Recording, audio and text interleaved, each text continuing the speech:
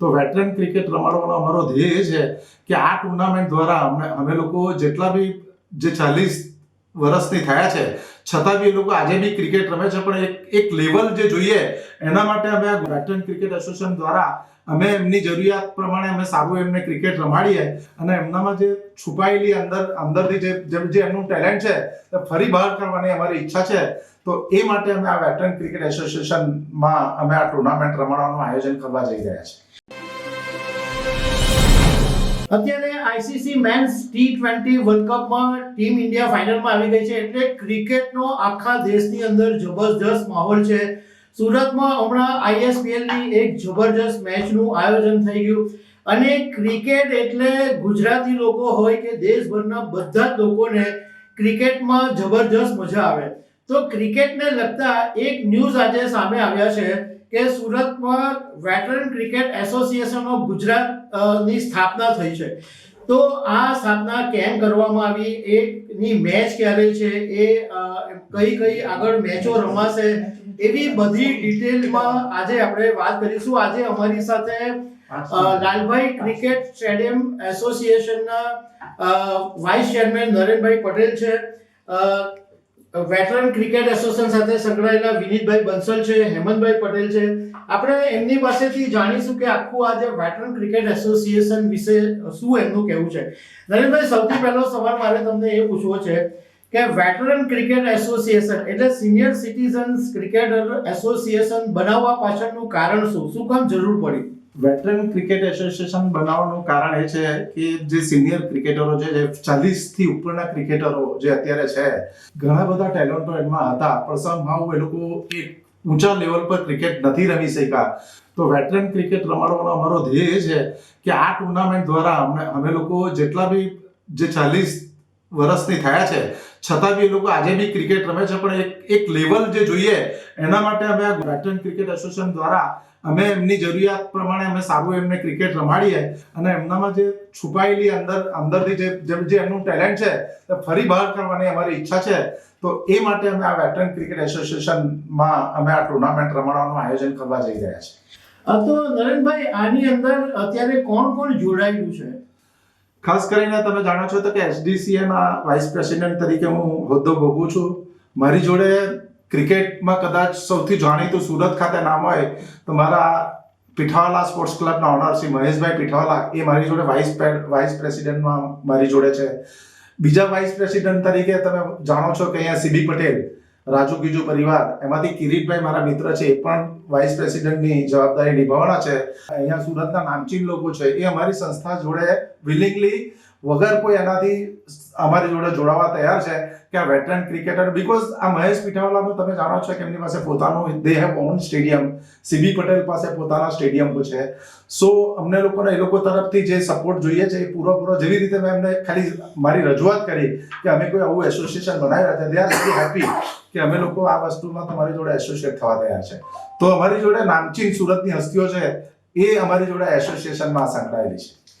विनीत जी, मुझे आपसे एक सवाल ये पूछना है कि ये एसोसिएशन कैसे काम करेगा, आगे का आयोजन क्या है और सबसे पहली जो मैच होने वाली है वो कब होने वाली है, कहाँ होने वाली है? नमस्कार. सबसे पहले मैं थैंक यू बोलना चाहूँगा बोर्ड वेटरन क्रिकेट इंडिया का, जिन्होंने हम पर इतना विश्वास किया और जो VCAG veteran cricket association Gujarat जो हमने यहाँ पर किया है, जो हमारे प्रेसिडेंट बीच में मौजूद है हमारे नरेंद्र काका, बहुत ही नामचीन इंसान है ये. इनके सपोर्ट से हमें बहुत ही यहाँ पर ये काम करने का मौका मिला. ये टूर्नामेंट हमारी सेंट्रल जोन की जो हमें मौका मिला करने का, मैं ये 14 तारीख से लेके 19 तारीख तक पीठावाला पे होने वाली है. इसमें 5 स्टेट खेलेंगे, इसमें दिल्ली, यूपी, राजस्थान और MP और गुजरात की टीम, जो जिसमें रणजी ट्रॉफी प्लेयर जो पहले खेलते थे और जो अभी रिटायर हो चुके हैं और जो खेलना चाहते हैं वो प्लेयर भी इसमें मौजूद होंगे. और बंसल जी, आपका आगे का आयोजन क्या है? आप तो ये सूरत की मैच हो गई, लेकिन इससे आगे गुजरात के बाहर भी कोई मैच होगी क्या?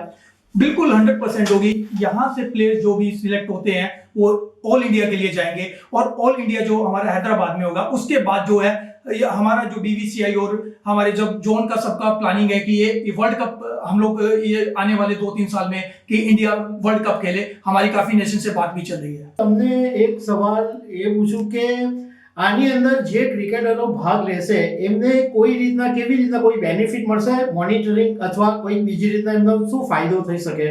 देखिए मैं बात करूँ, देखो फायदे की बात यह है कि देखिए हम पूरी कोशिश करेंगे, हमारे साथ इतने अच्छे लोग, बड़े लोग जुड़े हैं और हम लोग देखिए हमारा जो जितने भी है क्रिकेट के लिए फुल डेडिकेटेड है, क्रिकेट के लिए जिए हैं, क्रिकेट के लिए मरेंगे और क्रिकेट के लिए ही हम लोग ये जो भी कर रहे हैं ना, एक एज ए क्रिकेटर एक फील आता है कि अंदर से कि हम लोग जितना भी हो सकता है क्रिकेटर के लिए करें। और यहाँ से हम चाहेंगे कि जो भी वेटरन प्लेयर्स है उनको हम कुछ यहाँ से जो भी स्पॉन्सरशिप या जो भी हमें सपोर्ट मिलता है तो हम वो प्लेयरों को दे, प्लेयरों को एक अच्छी अपॉर्चुनिटी दे, एक लाइव टेलीकास्ट करेंगे, रहने की सुविधाएं देंगे और कुछ हम उनको फाइनेंशियली भी जितना हो सकता है हम सपोर्ट करेंगे। हेमंत पटेल जो है मेरे साथ बैठे हुए हैं, भरूच के या अंकलेश्वर तक, बड़ौदा तक, उनको जितने भी क्रिकेट में जितने भी बंदे जो खेल रहे हैं उनको पूरा नॉलेज है, कौन सा प्लेयर कहाँ मिल रहा है, कितना, कौन सा बैट्समैन किधर खेलेगा, कौन सा नंबर पे खेलेगा, और ही नोज एवरीथिंग बिकॉज उनका एक कैलाश स्पोर्ट्स करके एक टूर्नामेंट 40 साल से उसको ऑर्गेनाइज कर रहा है, तो he knows every local tournament में कौन सा प्लेयर कौन सा अच्छा है। तो उनका पूरा काम रहेगा हर फील्ड पे गांव-गांव जाके अच्छा टैलेंटेड क्रिकेटर को लेके आए, उनको मोटिवेट करे और टूर्नामेंट खिलाए ताकि उनको भी बेनिफिट है। और कितना जन ऐसे है आज का तारीख में कि वो लोग केवल पैसे के पीछे नहीं है, उनको एक लेवल के बाद भी पैसा, तो उनके पास काफी, बहुत जन ऐसे भी है जिनके पास काफी पैसे है लेकिन उनको फिर भी खेलने को प्लेटफॉर्म चाहिए, तो वो प्लेटफॉर्म भी हम लोग वहाँ पे प्लेटफॉर्म देंगे। तो मेरे ख्याल से एक अच्छा इनिशिएटिव शुरुआत कर रहे हैं।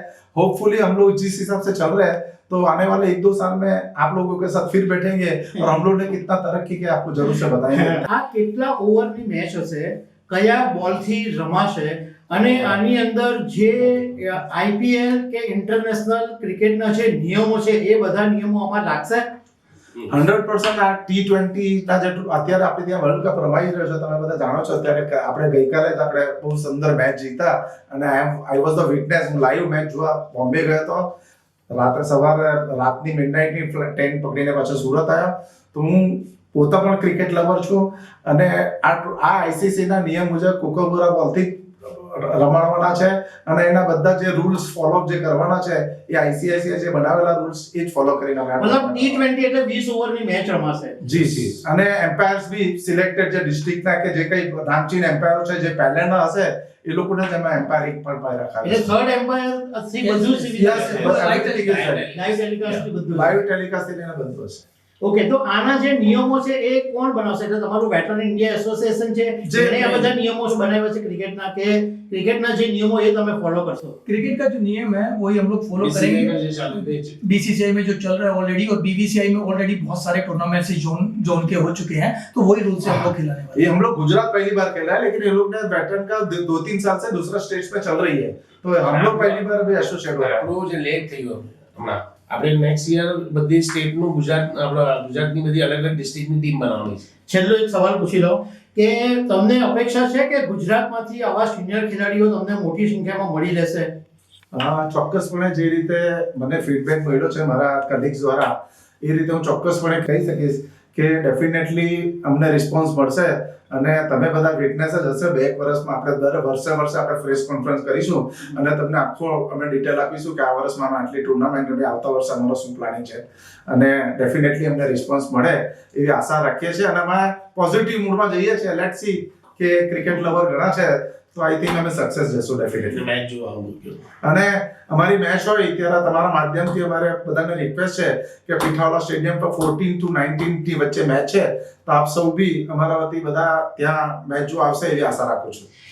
દર્શક મિત્રો, જે પ્રમાણે નરેનભાઈએ અમને શરૂઆતમાં વાત કરી કે ક્રિકેટની અંદર 15 સ્ક્વોડ હોય એટલે 11 ખેલાડીઓ રમે, એટલે ઘણા બધા ખેલાડીઓ હોય એવા કે જેને ટેલેન્ટ હોય, જેમની પાસે પણ રમવાની તક નહીં મળી હોય, તો એમના મનમાં એ વસવસ હોય, કારણ કે ઘણા બધા સ્પિનરો, બેટ્સમેનો, ફાસ્ટરો એવા હોય છે કે જે ટેલેન્ટ હોય છે। તો આ પ્લેટફોર્મ એવું છે કે જેમને એમનો જે વસવસો છે એ બહાર કાઢી અને એ ટેલેન્ટ એમ નિખાર આપશે। તો આ બહુ જ એક સરસ કામ થઈ રહ્યું છે। Narenbhai, thank you very much, Vinitbhai thank you very much, Hemantbhai thank you very much. Thank you so much. Thanks a lot.